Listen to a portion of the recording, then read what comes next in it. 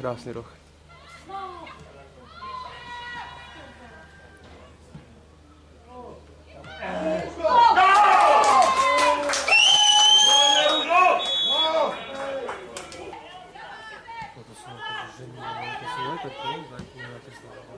Nie, to nie sú staré.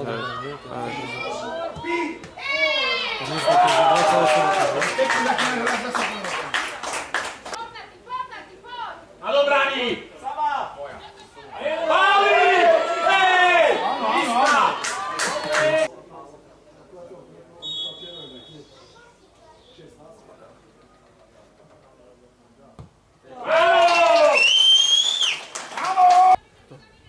Však ten Rebekin frajer. Ako má služby, že má... Ja vlastne neviem. Vieš, ak má sobotu nočnú. Jasne, že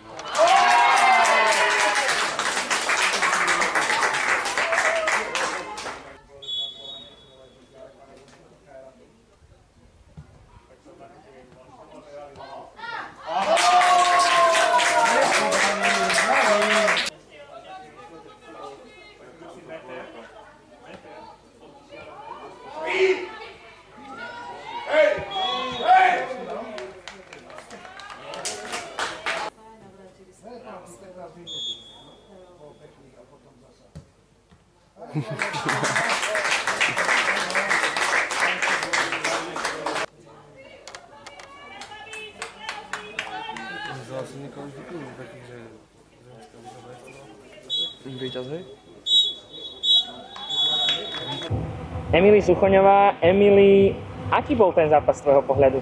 Tak myslím si, že od začiatku zápasu sme veľmi tlačili, presovali sme, držali sme loptu a hneď sme k tomu pridali góly. Takže myslím si, že hneď úvod zápasu nám vyšiel.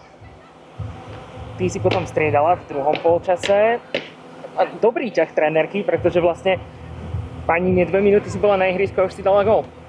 Tak som za to veľmi rada, pretože po dlhej dobe po zranení som sa dostala opäť na ihrisko a keď som mohla pridať gól, tak to je pre mňa ešte väčšia vďaka.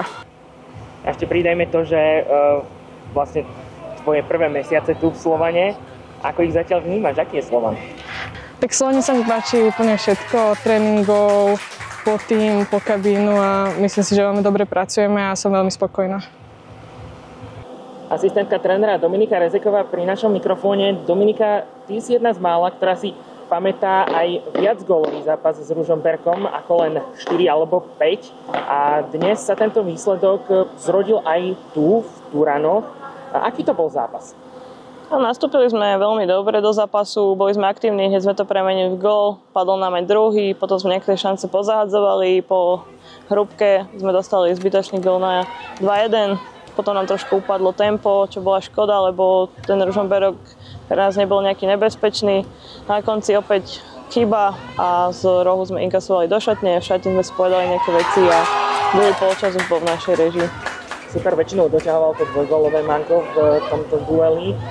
Ten gól, ktorý sme dostali do šatne, namotivoval pred prestávkou? Tak určite nastúpili veľmi namotivované, nás napadali zrazu v trojici miesto jednej hráčky, ale našťastie my sme na to boli pripravení a nedali sme sa hrať po zemi ďalej a tým pádom nebol to problém. Striedania vyšli v druhom polčase. Emily Suchoňová vlastne pridala poistku, ktorá nám teda naozaj zabezpečila to víťazstvo. Ako treba hrať v tých ďalších zápasoch?